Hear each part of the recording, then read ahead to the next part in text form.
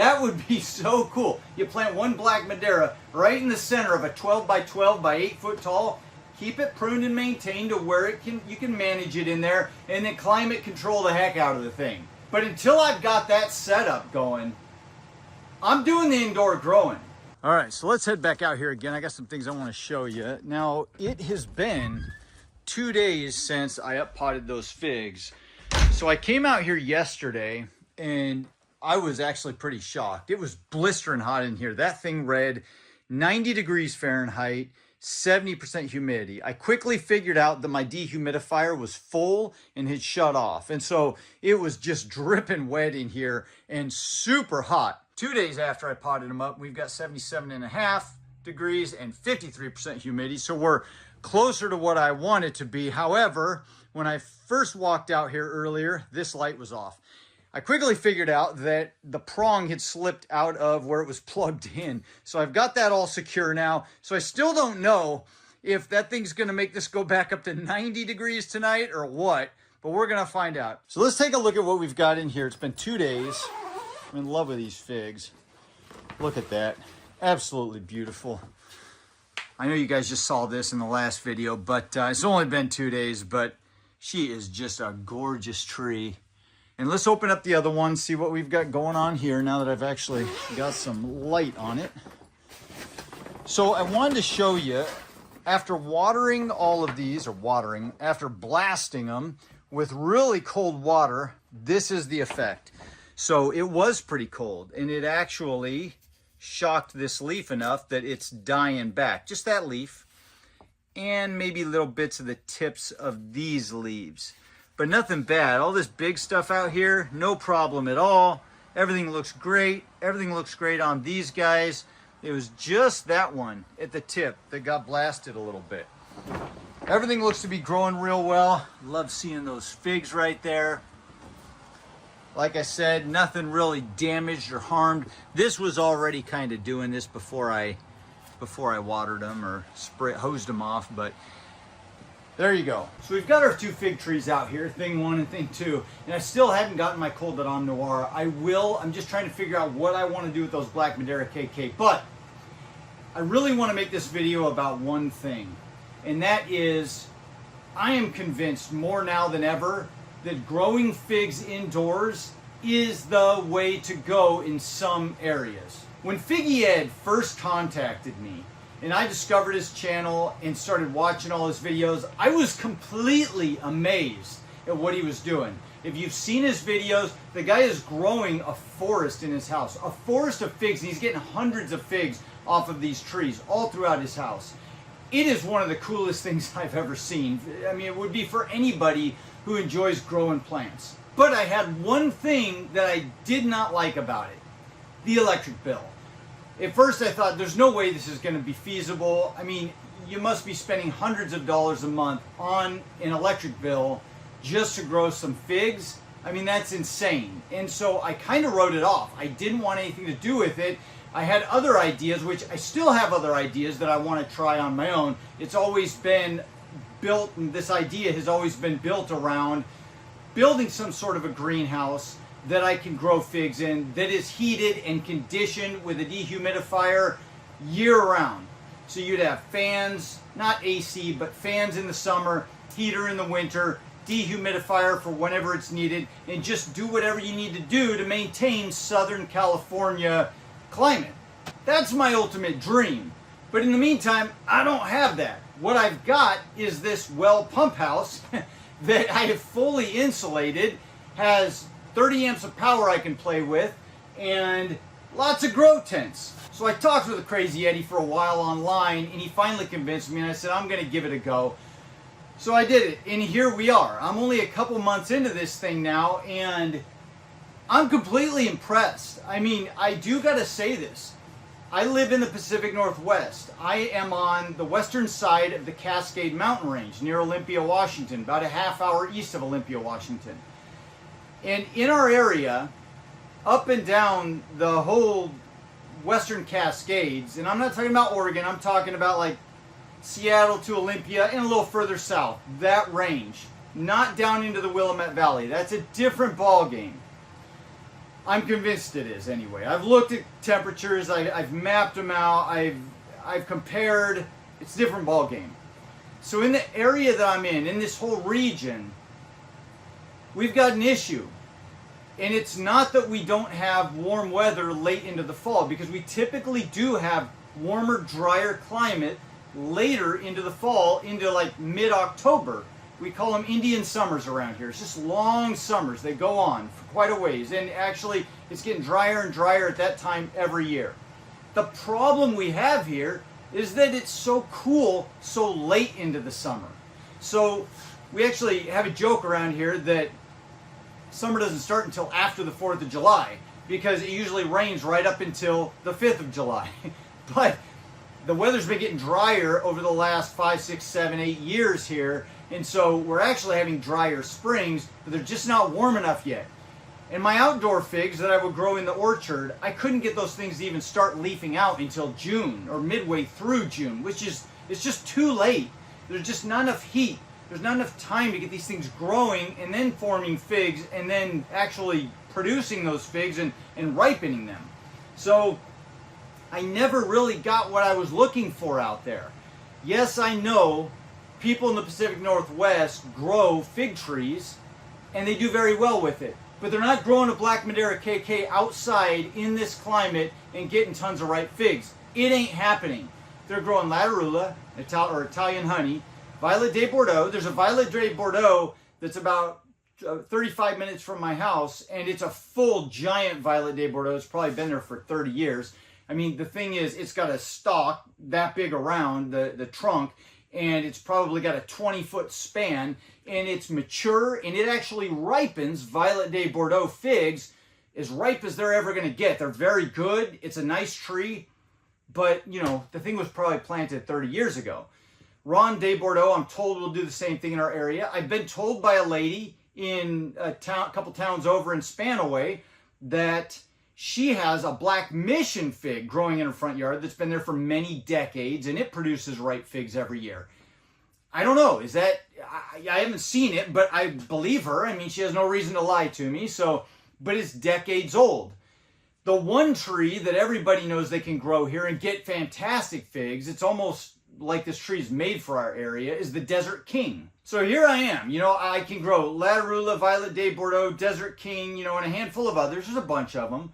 But they're not these rich, deep, jammy berry figs like the Col de Dame Noir, the Bordesat Negra Ramada, the Black Madeira. You know, all these different, just rich, Mediterranean-grown figs. Figs that grow down in Southern California, even Northern California. And so I'm stuck with this problem. Do I want to keep fighting myself out there, or do I want to create an environment that will grow awesome figs and make this fun for me again? Because I got to be real honest with you guys. Some of the fun has been sucked out of these figs for me, and it's because of our climate. I actually had the best haul that I've had ever on this property last year, and it was with my potted figs. And it was because I brought them into my garage, and I started them a little bit early. And as many of you do, they started leafing out, you know, in, I think it was like late March, April.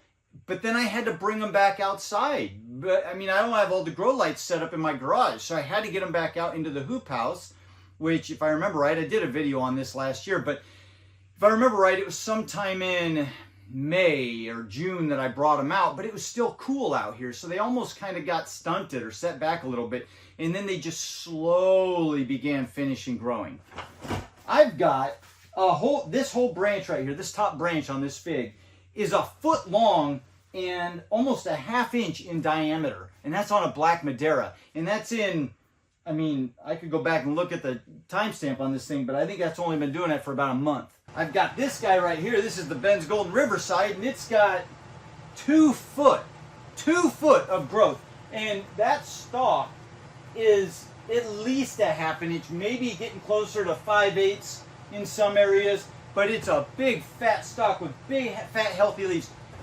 When I have these things outside, even in my hoop house in pots during the summer, I never get that kind of growth. Never. Through the whole summer, I don't get that kind of growth. Do you hear what I'm saying? This thing has been going for about a month, since I potted it up into that root maker pot, and I've got 2 foot of growth on it. 2 foot of growth and massive leaves and figs growing on this thing. Okay, so back to what I was originally talking about. Figgy Ed has sold me on indoor growing. This is why. This is why. I've got these beautiful figs growing now. And now I'm more excited than ever because I'm realizing I was chasing my tail, kicking myself in the butt all that time outdoors for years, getting a couple figs here and there. Now I know some of you are going to come on here and say, Mike, I live in Seattle and I've been growing lots of figs outdoors. Okay, I get it. You know, everybody's got their own story, but I'm telling you right now, I haven't been doing nothing. You saw me build an entire orchard out there. You saw my hoop house with all the potted figs. I even didn't roll the sides of my hoop house up for multiple years to keep the heat trapped. And it was hotter in there in the summer. It just didn't do the job. It's too cool at night in my area. Now I know there's people down in the Willamette Valley and they're in the Pacific Northwest fig grower group. I really believe that that group should be separated. The Willamette Valley is a different ball game than the northern Pacific Northwest. Washington State, western side of the Cascades, it's too cool. It doesn't get hot enough. They get 10 to 20 degrees hotter down there, and they stay hotter at night, and it goes longer into the year, and they start earlier. It's a different ball game. So all of that being said, I wanted to make this video because from the bottom of my heart, I want to tell you guys who are struggling with this, and I don't know where you live. Maybe you live all different parts of the world. A lot of you watch this channel from all over the place. Maybe a bunch of you are on the East Coast. Now, over on the East Coast, you guys have much hotter summers, and you don't have all the clouds we have. We do have dry periods through the summer where there's no clouds, but we do get more clouds here and there. We have a lot more clouds later into the spring and early summer, generally. And so we just don't get as hot as you do over there. We don't get that push of growth, that push of fig production. But if you live in an area like me, where it's just too cool, you don't have a long enough growing season, until you get that greenhouse built that is climate regulated. I'm talking, when I'm having this little dream of mine, I'm not talking about some massive, deal that's like 50 foot long by 100. I'm not talking about, something like that. I'm talking about like even just something in your backyard, like a 12 by 12, and plant one fig right in the middle and climate control that sucker. That would be so cool. You plant one black Madeira right in the center of a 12 by 12 by 8 foot tall. Keep it pruned and maintained to where you can manage it in there, and then climate control the heck out of the thing. I don't think it would take that much, and then you'd be able to utilize the sun. In the winter time, you might need a light over the top of the whole thing on the inside, because we only get like 9.5 hours of light during the winter here. You'd probably want closer to 12 to 14. In the summer, we get 14.5 hours of light during the day. But anyway, you'd be able to use a lot more of the sun, the natural light out there, and then the heat from the sun heating up that greenhouse in the summertime. But until I've got that setup going, I'm doing the indoor growing. And the one thing I need to tell you, it's not as expensive as I thought it would be. And it's very easy to do the math on this. I pay 17.2 cents per kilowatt hour, I think it is, in my area. And all you do basically is you go, okay, how long am I going to have this light on? I'm going to have, first of all, let's figure out the wattage. I'm going to have this 500 watt light on, okay? 500 watts. We got one number. How long am I going to have it on every day? Let's just say 10 hours to make the math easy. It's going to be 12 hours. I have them on 14 hours now, but I'm thinking about turning them down to 12. Let's just say 10 hours a day. So now we go 500 times 10 hours a day. And what do we get? 5,000. So we got 5,000 hours, basically. Then we want to times that by a month. And to make it easy, we'll just say 30 days in a month. I know some have 31, blah, blah, blah. But we'll just say 30 days. So 5,000 times 30 days. What's that? 150,000, something like that. Anyway, once you get that number, you divide by 1,000 because a kilowatt hours, kilo, 1,000. So you divide that number by 1,000 and then you times it by whatever the rate is in your area. And in my area, it's 17.2 cents. and you end up with a number. And if you're doing a 500 watt light like this for 12 hours a day, every day, you're looking at like, it's probably gonna be like 20 bucks. So I'm not saying you gotta have 4 tents like me.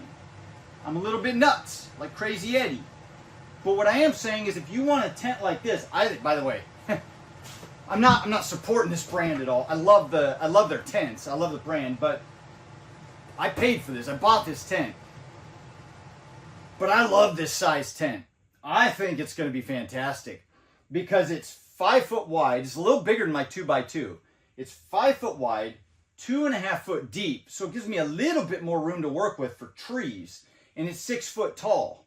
And I can blast just tons of light on those things all day long. Plenty of room to grow. Yes, I'm going to have to prune, but plenty of room to grow. So now I don't know where I'm going to land on all this because I really haven't figured it out quite yet. I don't quite have the 2x4 going all the way yet. And I just started this one here.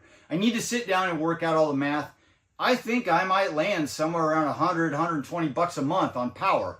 But I've got 4 tents going. You don't have to have that.